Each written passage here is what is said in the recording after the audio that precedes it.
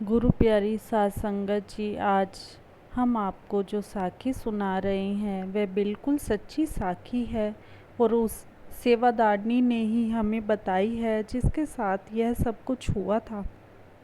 साध संगत जी, ब्याह सेवा में संगत और सेवादार आते जाते रहते हैं। एक सेवादारनी भी ब्यास में हर भंडारे पर सैनिटेशन की सेवा करने के लिए जाती थी। जब वह भंडारे के बाद सेवा करके अपने घर वापस आ रही थी, उसके पास काफ़ी सारा सामान था क्योंकि वह सर्दियों के बाद अपना रज़ाई कंबल भी अपने साथ वापस ला रही थी।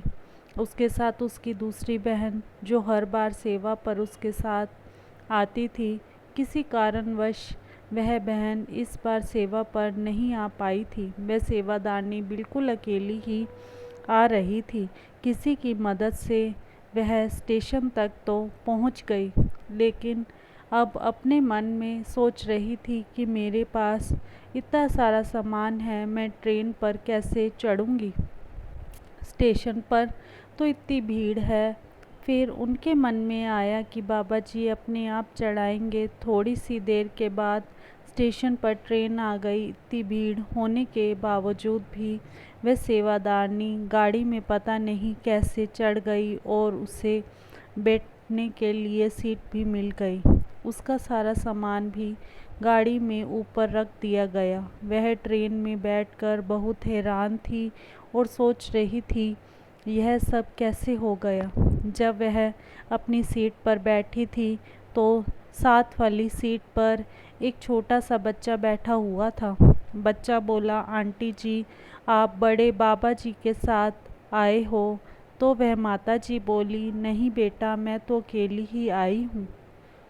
तो वह बच्चा बोला, आंटी जी, आपको तो बड़े बाबा जी ट्रेन पर चढ़ाकर गए हैं। उन्होंने ही आकर आपका सामान भी यहाँ पर रखा है। वह आपको यह सीट भी दिलवा कर गए हैं। बच्चे की बात सुनकर वह सेवादारनी बहुत रोने लगी कि मैंने महाराज जी से सेवा करवाई है। मैं तो यहाँ पर सेवा करने के लिए आई थी या करवाने के लिए। साध संगत जी, वह सेवादारनी हाथ जोड़कर महाराज जी से माफ़ी मांगने लगी। महाराज जी, आइंदा मैं कभी भी नहीं कहूँगी कि आप मेरे को चढ़ाएंगे।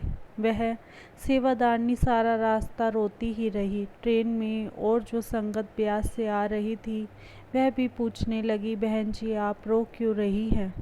तो वह आंटी जी कहने लगी कि मैं अकेली थी और मेरे पास सामान भी ज़्यादा था, इसीलिए मैंने मन में कह दिया कि मेरे को महाराज जी आप चढ़ाएंगे। तो देखो, यह लड़का कह रहा है कि मेरे को चढ़ाने बड़े महाराज जी खुद आए थे। मैं यहाँ पर सेवा करने के लिए आई थी या सेवा करवाने के लिए आई थी, इसलिए मेरे को रोना आ रहा है।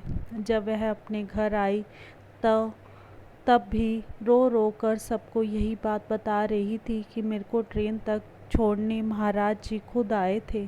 तो उसके पति ने उसे प्यार से समझाया कि जब हमारी बेटी आती है तो मैं भी तो उसको स्टेशन या बस स्टैंड पर छोड़ने जाता हूँ। तो महाराज जी भी अपनी बेटी को छोड़ने के लिए स्टेशन तक आ गए हैं और गाड़ी में बैठाकर चले गए हैं। सतगुरु जी तो सब जानते हैं कि हमारे मन में क्या चल रहा है और उन्होंने अपने पिता के होने का फ़र्ज़ निभाया है। वह फिर ज़ोर से रोने लगी कि मेरे साथ बैठे उस बच्चे को तो महाराज जी के दर्शन हो गए, पर मेरे को तो उन्होंने दर्शन नहीं दिए। और वह सेवादारनी बार बार हाथ जोड़कर महाराज जी से माफ़ी मांगने लगी। महाराज जी, मेरे से गलती हो गई है, आप मुझे माफ़ कर दो। मैं आगे से कभी भी नहीं कहूँगी कि मेरे को आप ट्रेन पर चढ़ा कर आओ।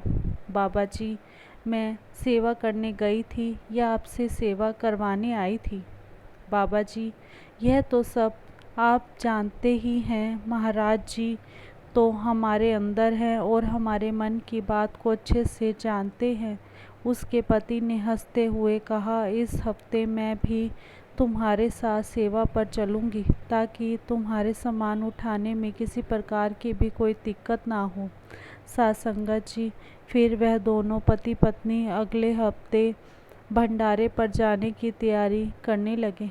इसी के साथ ही एक छोटी सी साखी और है। एक सेवादारनी ब्यास में पंडाल की सेवा करती थी और वह हर भंडारे पर ब्यास सेवा पर जाया करती थी। 3 दिन डेरे में सेवा करके फिर वापस अपने घर आ जाती थी। ऐसे ही एक बार वह ब्यास डेरे से सेवा करके दिल्ली जाने के लिए स्टेशन पर पहुंची तो उसको वहां पर आकर पता चला कि ट्रेन तो काफ़ी लेट थी। वह सेवादारनी वहां स्टेशन पर काफ़ी देर बैठी रही। जब ट्रेन स्टेशन पर आई तो शाम हो गई थी। वह मन में सोचने लगी, घर जाते जाते तो मुझे बहुत रात हो जाएगी। आगे मैं अकेली घर कैसे जाऊंगी। ब्यास से दिल्ली तक पहुंचते हुए उसको रात के 2 बज गए। दिल्ली पहुंचकर वह सोच में पड़ गई कि अब मैं क्या करूं, रात को अकेली अपने घर कैसे जाऊं। इतने में एक ऑटो वाला भाई आ गया और बोला, बहन जी आपको कहाँ पर जाना है। तो बहन जी ने कहा कि मुझे आश्रम जाना है। तो रिक्शा वाला बोला, 100 रुपये सवारी लगेगी। वह बोली, ठीक है चलो। रात को वह अंदर ही अंदर अकेली काफ़ी डर भी रही थी। वह बाबा जी का नाम लेकर रिक्शा में बैठ तो गई और मन में बाबा जी का सिमरन करती ही रही। जब वह अपने घर पहुंची तो उसने रिक्शा वाले को 100 रुपये दिए। तो वह रिक्शा वाला बोला, बहन जी आपके साथ जो सरदार जी बैठे हुए हैं उसका किराया कौन देगा।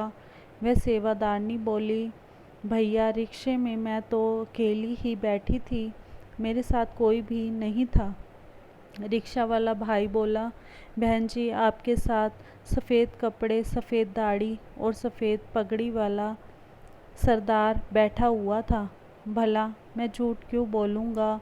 वह बीवी ज़ोर ज़ोर से रोने लगी और बोली, मेरे प्यारे बाबा जी मैंने तो सोचा था कि मैं अकेली हूँ, पर सतगुरु जी आप मेरे साथ थे। उसने रिक्शा वाले को 100 रुपये और दे दिए। बाबा जी मैं तो बहुत डर रही थी कि रात को 2 बजे हैं, मैं अकेली घर कैसे जाऊंगी। बाबा जी मैं आपका जितना शुक्र करूं उतना ही थोड़ा है। मेरे मालिक, मेरे दाता, मेरे सतगुरु जी आप तो हर पल हमारे साथ हैं। केवल हमें तो यह महसूस करने की ज़रूरत है। वह घर में जाकर सबको बताने लगी कि मेरे को छोड़ने मेरे प्यारे बाबा जी यहाँ तक आए हैं।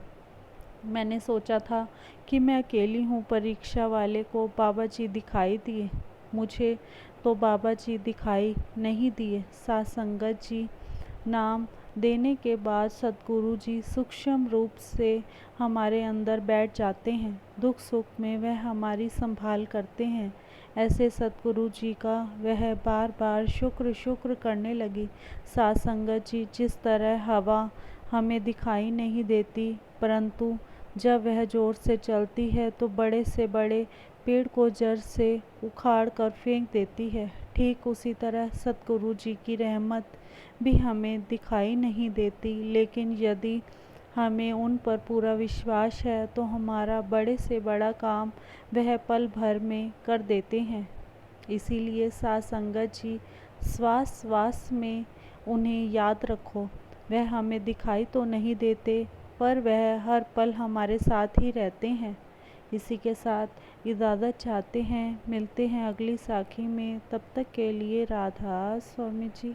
अगर आपको साखी अच्छी लगी हो तो कमेंट बॉक्स में राधा स्वामी अवश्य लिखें जी, और चैनल को सब्सक्राइब करना ना भूलें जी। राधा स्वामी जी।